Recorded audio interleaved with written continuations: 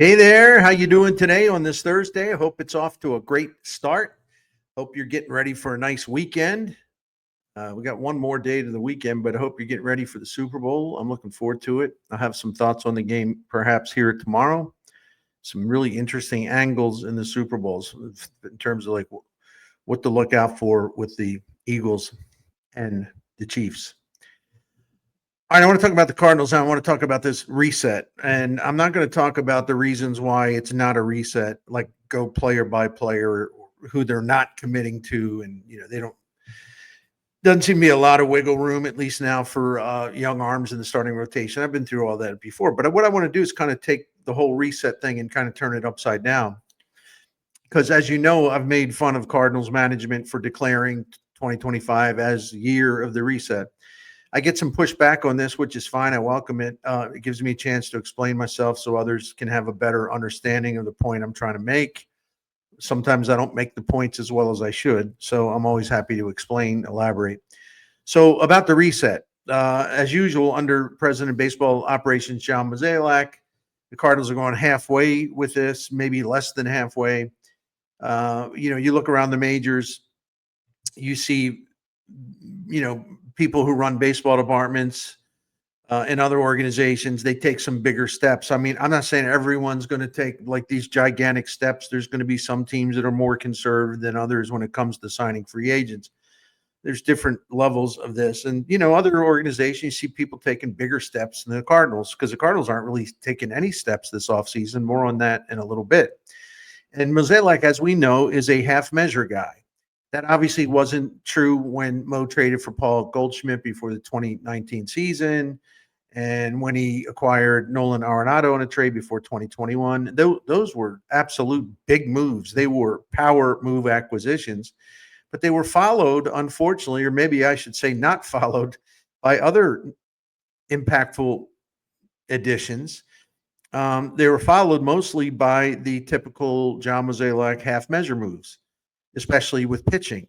I also understand that Mo doesn't operate alone and that the payroll is set by the DeWitts. The front here's the kind of the heart of the matter I want to pursue today. As you know, because you've heard it, you've read it, and John Mozeliak will reiterate this when he goes on with my friend Tom Ackerman, the sports director at KMOX on Sundays. The front office and manager Ali Marmol and the players, well, you expect the players to be, fired up. I don't make fun of them at all because they don't make decisions about the roster, right? But the front office and manager Ali Marmol have talked themselves, it seems to me, into believing that the 2025 Cardinals are going to exceed expectations, might contend for a playoff spot. Hey, we could sneak in there. Anything, listen, anything is possible in a top heavy National League. You have 6 playoff spots available in the National League. And I'm reluctant to like rule out any team, but maybe a couple, but I'm just saying there's always a chance. And oh my gosh, please don't think that I'm endorsing this view that the Cardinals, they're right. No. I'm very much a skeptic of that. But when we hear about them always talking about, well, I think we're better than people realize. I think we can surprise some people. I think that we're going to exceed expectations. I think we're really going to entertain. I think we're going to be exciting and blah, blah, blah, blah, blah. I think that's one of the reasons, because they've talked themselves into this. I think it's one of the reasons why the Cardinals have pulled back on this, quote, reset season. And the sales pitch that comes with it. Some of it's going to be a reset, but not what they led us to believe at the beginning of the offseason. The reset, as I said a million times, is down below. Minor league infrastructure, player development system, teachers, instructors, technology, equipment, facilities, all that stuff. Okay, now here's the question. If you're the man in charge of the baseball operation and you think your team's going to be a surprise, then shouldn't you make some moves to make the team stronger? If you think you're all that good, all right, if you think, hey, man, we're better than you all think, okay, we're willing to play along a little bit. Well, why don't you make some moves to make the team stronger? Now, I'm not delusional. I'm a little nuts, a little crazy. I'm not delusional. I ain't talking about big contract acquisitions. That ain't happening. There's no chance of that happening.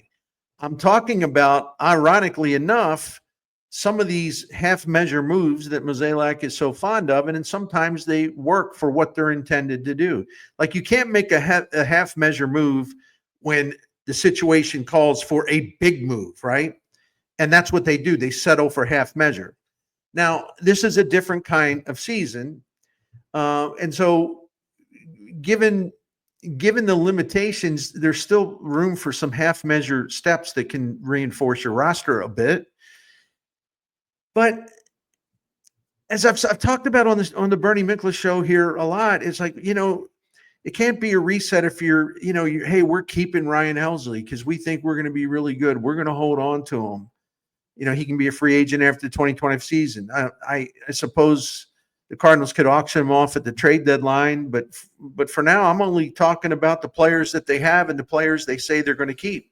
That's all I got to work with at this moment. Mozeliak is keeping Helsley and two other starting pitchers who can become free agents after 2025. That would be Erick Fedde and Steven Matz. Miles Miklasz is another pending free agent, but you don't really want me to talk about him, right? Because the Cardinals, in their wisdom, gave Miklasz no trade protection in his contract extension, so he can veto any trade. I understand there may not be much of a market for Matz, the frequent injured list resident. If they had injured list points, like, he'd be getting, all kinds of rewards, like frequent flyer points, or hotel chains that he is a Diamond Club member of the injured list. If the Cardinals are willing to absorb a significant percentage of Matz's $12.5 million salary this year, maybe he would have a little more appeal in the market. I don't know. The Cardinals haven't exactly been creative with anything as far as trying to have it both ways. Well, we want to reset and give opportunities to younger pitchers, but it's like, oh no, I know we like Steven Matz. They want to have it both ways. So they can do what they want. I'm just calling them out on the fact that they're sort of caught in between. Again, what do I always say? Pick a lane. They're always in the middle, or they have been in the middle for too long. But more than anything, we talked about the guys who are still here, including Arenado. I still think he'll get traded, but who the heck knows? More than anything, the Cardinals are keeping these guys around because, once again, management and the manager are drinking a little Kool-Aid about their team's quality. Pacoda and Fangraphs, listen, it's not the Bible, okay? Old Testament or New Testament, it's not the Bible. But Pacoda and Fangraphs both project the Cardinals as a 78-win team in 2025. They could be wrong. They could be wrong on the low side. The Cardinals could win more than that, or they could be wrong on the high side. The Cardinals would win less than 78. Who the heck knows? That's why they play the games. But that's just a general snapshot of the projections of where some pretty smart projection systems where they see the Cardinals. If the Cardinals are a bust and they fall out of realistic playoff contention, then Mozeliak might reconsider his stance to stay the course with Helsley and Fedde and so on and so forth. Now, let me get back to my main point. If you think your team can be good, and you keep telling the media, we really think we got something going on here. We think we're going to be better than you all think. We think we can surprise some people. Yeah. We really think we can outperform expectations. Yeah. Okay. Well, then, if you'd like to prove us all wrong, fine. I think we all would love that. We would welcome that. Prove us wrong. That would be great. It'd be much more fun season. Might actually draw a few more fans. But why don't you then follow up your words by giving this team a better chance to win more games? Just by having better depth, having some more options in the bullpen, having a right-handed batter.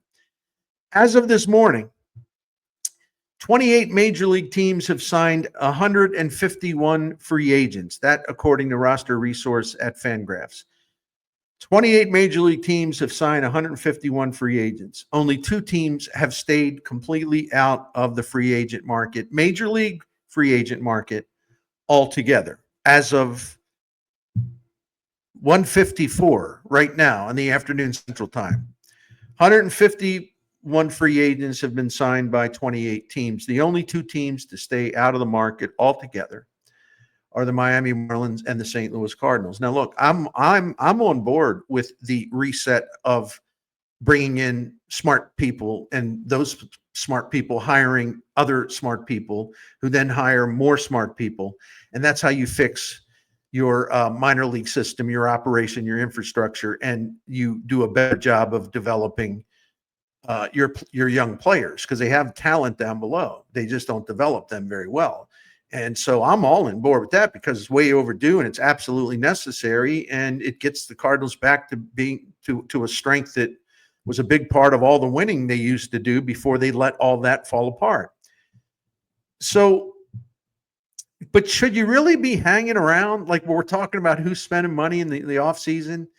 I mean, the Cardinals are not a pauper franchise. None of them are. But my point is, like, you can still kind of see Miami, why they're, Miami never has a plan anyway, and they don't draw anyone. And, the Cardinals are going to have good crowds next year. They're going to still do well, relatively speaking, in home attendance. It's going to be down, but there's going to be activity at Busch. There's going to be people filing in. There's going to be good sized crowds. Not the way it used to be, but it'll still be all right considering the downturn. But so what are you doing hanging down there with Miami? I mean, not one not minor league, but one just kind of moderate free agent.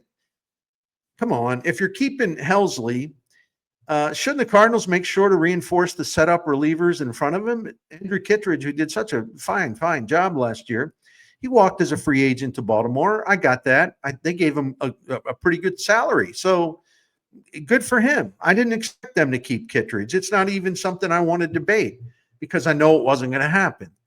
It was to be expected. So how about finding a piece or two, a replacement piece or two, to join their cast of setup relievers? Again, going back to roster resource, as of Thursday morning, there were still 47 unsigned major league relievers on the free agent market. 47. Now, listen, you can go to roster resource and at Fangraphs, and you can enter the search terms. It's really easy, and you can take a look at those guys. And by the way, I'm not saying they're all Mariano Rivera or Lee Smith or Trevor Hoffman, Tom Henke. I'm not saying that at all. There's some injured dudes on there, high-risk guys on there, a bunch of guys who are just guys, nothing special. But there's also some talent on there, and talent that I assume can be had at a reasonable price. Now, the Cardinals may have other plans. I believe that, when a couple of guys could be more important, like using Matthew Liberatore and Ryan Fernandez in higher leverage spots, which is fine. Maybe that's what they're planning. Or maybe they're keeping space open for a minor league reliever who showed promise in 2024, like the guy they got for Paul DeJong from Toronto, Matt Swanson, if that's how you say his name, 27 saves at Double-A Springfield last season. And then he went to the Arizona Fall League. He struck out an average of 12 batters per 9 innings. He had a high ERA, but that's neither here nor there. He looks like he's got good stuff. So maybe they're keeping some room for prospects on the way. That's fine, because that would go along with this reset project that isn't really a reset yet. We'll see how the season plays out. But I'm just trying to make a point. Like, I'm not here to talk about, let me review every minor league reliever. I'm not, no. My videos are too long as is. I'm just trying to make a point here. If the Cardinals really believe in their team and want the fans to believe that 2025 is going to be more rewarding than any of us expect, well, it would probably help to have at least one more good established major league reliever of some quality to keep that strong bridge that we saw, that bridge that leads to Ryan Helsley in the 9th inning to close out a game, to keep that bridge strong in the late innings. And you can never, ever have too many relievers the way the games are run today. The Cardinals could also use some balance offensively, and they could move closer to that by hiring or obtaining a right-handed batter. I checked this morning, and I'm not going to review the entire list because it's too long. And obviously, a lot of these hitters are mediocre or whatever you want to call them. But there are some good ones or decent ones on there. And 4 switch hitters and 28 right-handed batters were still available on the free agent market. 4 switch hitters, 28 right-handed batters available as free agents. Now, perhaps Mozeliak is waiting to see if he can consummate an Arenado trade, which will give him some extra money to work with, or perhaps the Cardinals are waiting for the prices to drop on the free agent relievers and the right-handed hitters, and they anticipate that players are going to get real nervous as spring training is just about to start. They're going to get real anxious. They're going to want to sign. They're going to take less. You know what I'm saying? Because pitchers, more than hitters, pitchers, relievers, or starters are creatures of routine. Missing most of all spring training can be hazardous to their performance. Remember when the Cardinals signed free agent reliever Greg Holland? Actually, it was right around the time the 2018 season was beginning. He missed all spring training while waiting for an acceptable offer that never came. He just kept rejecting offers, and then he didn't have a job. And it was literally just about opening day when he signed with the Cardinals. This was after Mike Matheny begged and pleaded and kind of hounded Mozeliak to sign Holland, who had some good years with the Royals. I remember some conversations during that time. I don't think Mozeliak was all that fired up about signing Holland, but Matheny was just relentless about this, and I think then Mozeliak was like, "Well, all right, I'm going to give the manager what he says he absolutely needs." And then Mo convinced Bill DeWitt to sign off on a 1-year, $14 million deal to sign Greg Holland. But Holland was an absolute mess after missing the entire spring training. And for $14 million, 2018, $14 million, he gave the Cardinals 32 appearances, 25 innings, and a 7.92 ERA before they mercifully released him on August 1st. Remember Jordan Montgomery last season? As time went on and on and on and on in spring training, I mean, some of my pals in the local media were just writing columns and having fits about, the Cardinals, they have a chance to be really good. Now you can make sure you're going to be really good. You got to go get Montgomery. You got to go get Montgomery. I remember sending an email to a friend of mine. I said, I know what you're saying, but you do understand he's not, like, there's no spring training here, and that can really mess pitchers up. I wasn't convinced under those circumstances that Monty would be any good. I thought he might have some problems. He's actually much worse than I anticipated. After the Scott Boras client, no more, he fired Boras because of this. After the Scott Boras client held out the entire spring training, he finally signed a deal with Arizona. It was a 1-year contract plus a player option for 2025. Montgomery was rusty. He needed time to get ready, get sharp, la-da-da-da-da. He didn't start his first game for the Diamondbacks until April 19th. He had a lot of problems. He was terrible. He made 21 starts. He pitched to a 6.40 ERA, which was the worst in the majors by starting pitchers who threw at least 100 innings. He made a few appearances in relief. They're not worth mentioning because he's a starting pitcher. Arizona paid $25 million for that last year, and now Montgomery, because he had a player option in the Boras contract, he picked up his player option for this year because he knew he wasn't going to get $22.5 million from somebody else. So he's back with Arizona. And the owner of the Diamondbacks earlier this offseason was on their flagship station, and he basically said, blame me for that signing.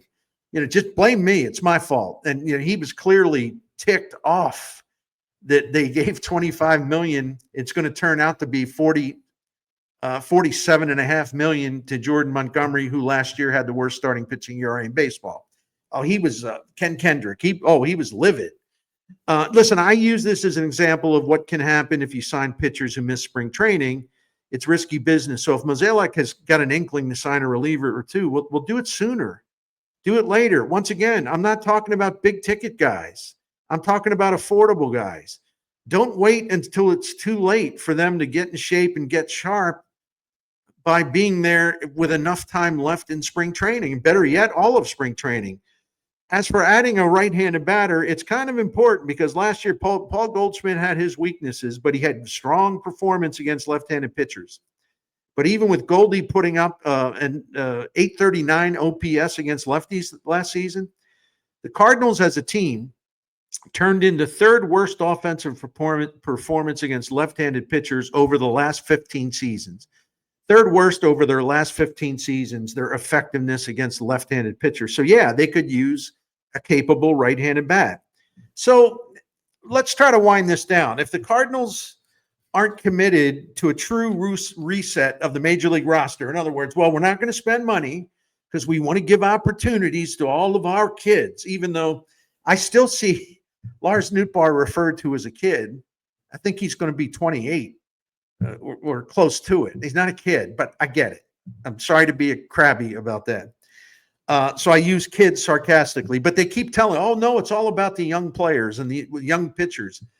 But nah, not really. Not as much as we were led to believe anyway.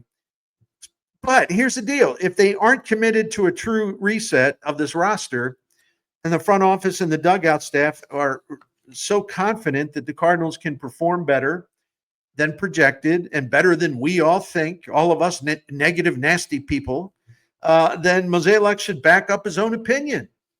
Matt, back up your own opinion. Back up the opinion of your manager. You back that up by taking the team you like better than we do as far as what's possible. You back up your opinions by investing in that team. If you're enthusiastic about the team and it needs a little help, again, we ain't talking about superstar contracts. We're talking about what you have and making it better. Maybe you win 4 or 5 more games because of it. If you're that enthusiastic about the team, well, why don't you put some faith and some money in the team rather than just kind of sit back and say, well, the media doesn't think we're going to be very good, but I think we're going to surprise some people. You know, it doesn't matter what we think. You're the one saying the team's going to be better than we think it's going to be. And you got a chance to be one of them little sneaky playoff teams. They didn't say that literally, but you know what I mean. Well, fine. I got an open mind, but it would mean a lot more and you'd have a lot more credibility if you actually try to put something into the team. You haven't spent $1 in free agency. And I'm one of your guys in terms of saying, I just want you to spend money smart. I don't need the Cardinals. I've said this for years when I say I'm one of the guys, because, I feel like I'm talking to the wall, but I never have understood, nor will I ever understand over this final year why people want John Mozeliak to spend more money poorly with these misguided free agent moves. But we're not talking about that. We're talking about, moves that'll just tweak it and make you better, give you more depth in your bullpen, add a right-handed bat that you need. We're not talking about big, expensive moves here. But I'd like to see them kind of prove that they're telling the truth about, seeing a chance for them to exceed these expectations. But to do that, if you really think you have a successful season, well, you have the chance of a successful season. Well, then make a couple of moves that can help you have a successful season, or at least increase your chances. Or maybe just stop with the public relations campaign to convince fans that the Cardinals can become a surprise, and you just watch, become a sneaky contender. You just watch. When you believe in your team, you don't just let your team sit there. You try to enhance the roster. And if this team is as capable as the bosses tell us, well, even some modest roster upgrades can help the cause. And think about this as well. The Cardinals are worried about, attendance. They're concerned about this new direct-to-consumer streaming service that are going to offer to the fans to watch their games. If the 2025 Cardinals are a surprise team, and if they do much better or better than people expect, well, you're going to sell more tickets to Busch Stadium, and you're going to sell more subscriptions to that direct-to-consumer streaming package that you're going to be hawking soon. So take action. Take some action if you believe this stuff. if you're not going to take action, just sit down and be quiet about this being a surprise team. As a famous writer named Billy Shakespeare once wrote, "Things won are done. Joy's soul lies in the doing." Listen, if that's good enough for Bill Shakespeare, I think John Mozeliak ought to heed those words of advice, that guidance. Seriously, if you're not going to have a full reset, if you're not really going to give opportunities to guys like Victor Scott, or you're going to have Ivan Herrera sitting around because you're using some excuse because you think you have Johnny Bench in Pedro Pages.